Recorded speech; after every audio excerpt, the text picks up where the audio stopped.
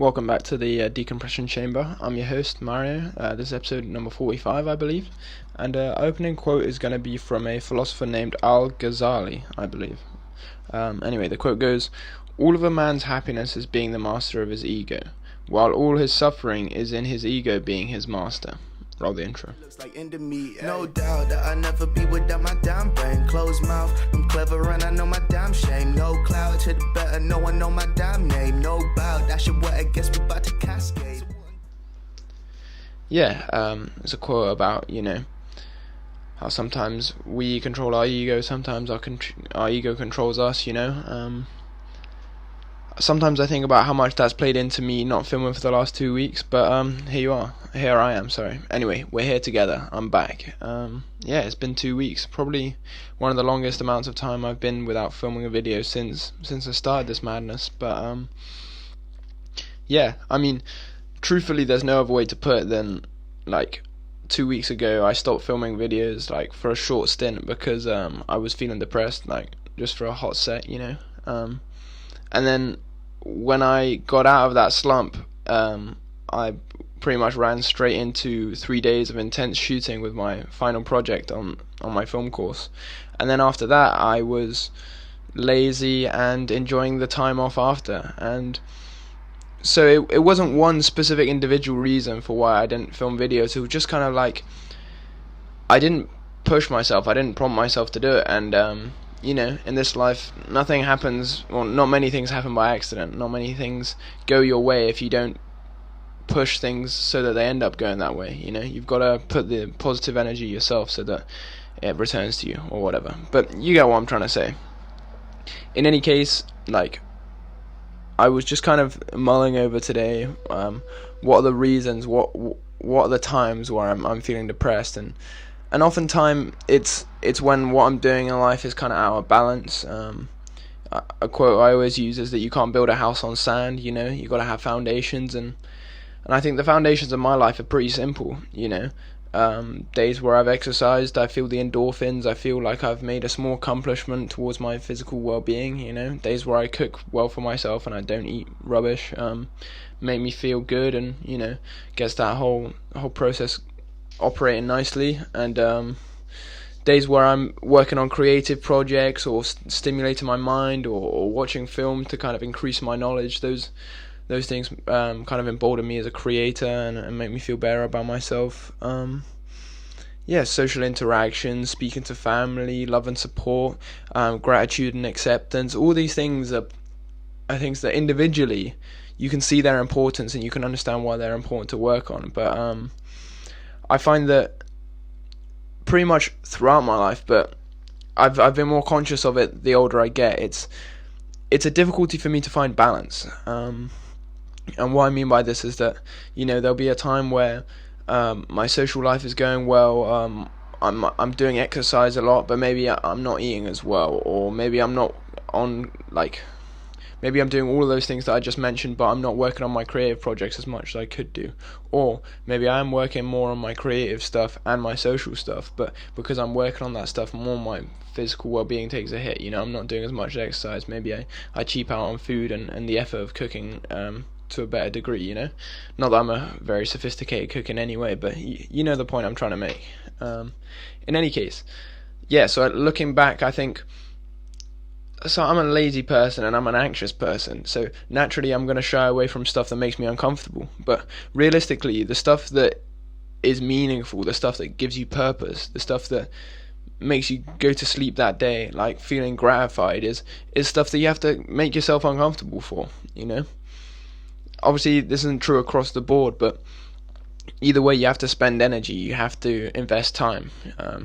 One of my favorite songs is Panic Attack by Dave. He says time is the most precious, something about time being the most precious commodity. It's late and I shouldn't try and just recall fucking lyrics off the top of my head. In any case, yeah, so looking back, I think when I'm out of balance, I don't often do a good enough job of resetting, of going, alright, I've not maintained the foundations of what makes me operate at a good rate, operate in a kind of happy, stable manner.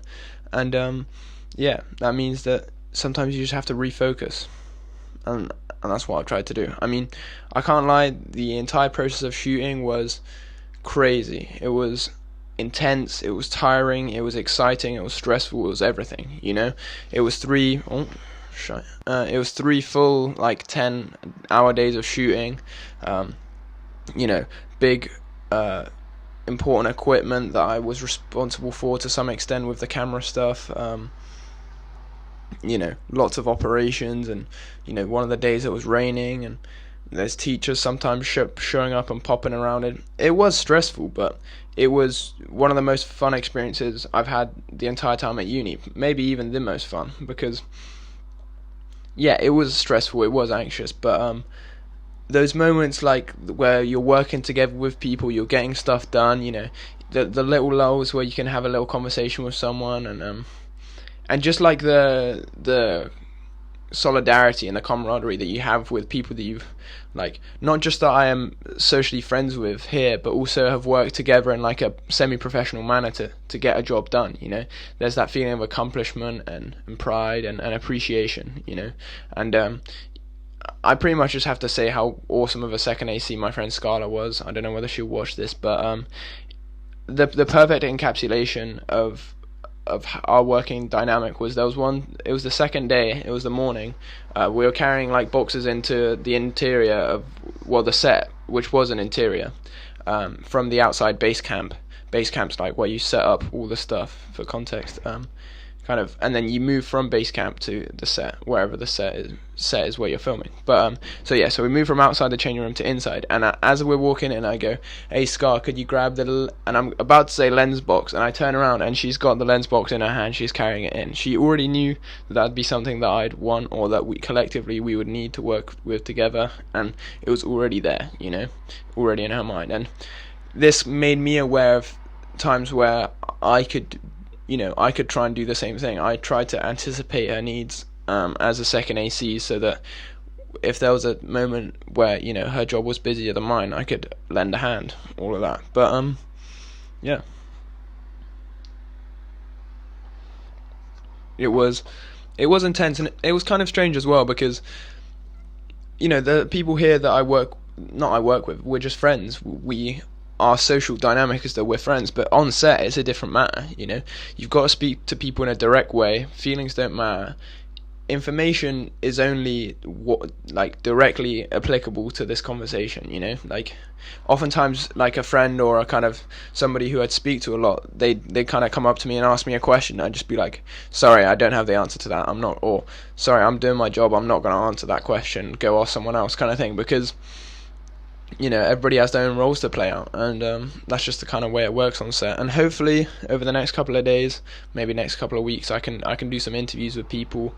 One of my lecturers, Kieran, showed up on one of the days to kind of film us on set, so I was hoping he could send me some clips, and I'll kind of chop them up together. But yeah, hopefully at some point or another I'll be able to kind of give you a more detailed description of what life on set was, but overall it was great fun.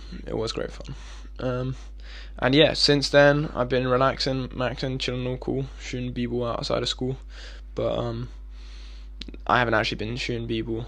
Oh, there was one time I played football in the park across the street, but yeah, sorry, my brain kind of went fucking stupid there.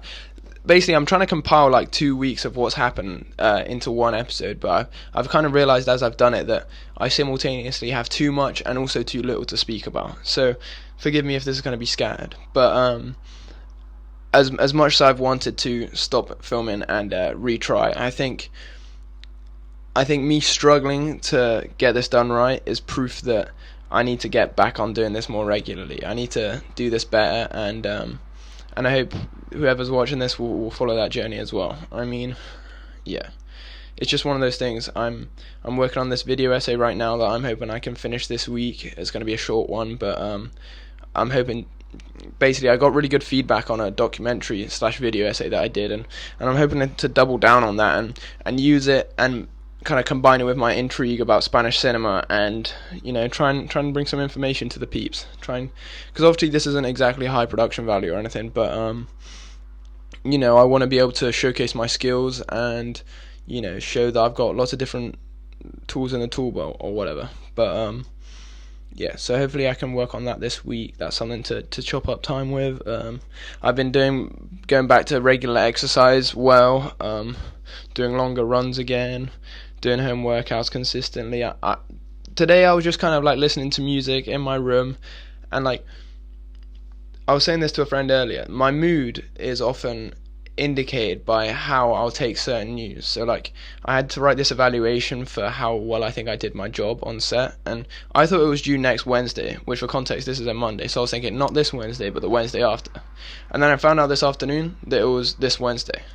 And it just because the mood I'm in, it could have been for fuck's sake, this has really fucked up my afternoon, or the way I happened to be today was I was just like, you know what, I was going to have to do it anyway, so might as well get to it. And it ended up working out fine. But, I always say that attitude determines your experience and your perspective determines your attitude, blah, blah, blah. But in any case, I'm just grateful that today I just had one of those days, And even to a certain extent, like, I was thinking about foundations of my life and what are the fundamental things that kind of secure my ability to live in a happy and free way, and I think one of them is self-love, and it's kind of cheesy to say, but if you don't properly appreciate and love yourself, you can't properly appreciate and express love to others. At least that's my belief, and it's not always the easiest thing, but the days where I wake up and I look in the mirror and I'm happy with the man that I am, and I'm hopeful for the man that I can be,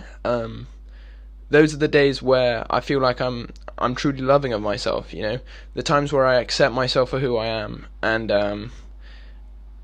use those perceptions of who I am to kind of work on myself and to push the limits of what I can do. Those are the days where I'm actually doing stuff that makes me happy, I think that days where I wake up and I look at myself and I'm not happy with who I am, like the mirror is kind of it's a metaphor. I don't mean just appearance wise, I mean like the way that I consider myself as a person, If I don't consider myself as someone with agency and importance and value and great skill and potential, then I'm not going to ever get anything done, And realistically, nobody likes someone who toots their own horn, or nobody wants to hear somebody who's, full of themselves. But at the same rate, if you don't believe that you have something that's worth saying, you don't believe that you have a unique perspective, then there's no point of being in the arts. Like, that's in my opinion anyway. Like, how are you going to create anything original if you don't have something unique to say, or you don't have something to say from a unique perspective, But anyway, that's just my view on this side of things. It's kind of weird. I always never know how much eye contact to make with a camera, like whether I'm looking away or looking at, but maybe you'll look back and you'll realise how weird I've been with it. Anyway, this has just kind of been a bit of a ramble fest. I hope you've got a sense of how I've been doing, but realistically, the whole reason that I started this series was that you could see with small snippets over prolonged periods of time. And this is kind of a bit of a, it's like that film The Fly, where the fly gets into the cloning thing and it kind of creates a horrible monster. Like, this is not how I intended it to be, but it's the way that I've forced it to be because of the way I've been, my release schedule, I've been trying for a long time not to burp directly into the mic, and I succeeded, so pat on the back. Anyway, it's been a late day. I just came back from watching Judas and the Black Messiah, which was very, very good, very powerful, and I'm still digesting it, so I'm hoping I can speak about it tomorrow once I've done a bit more research, because films like that just remind me how uninformed and uneducated I can be, or anyone can be.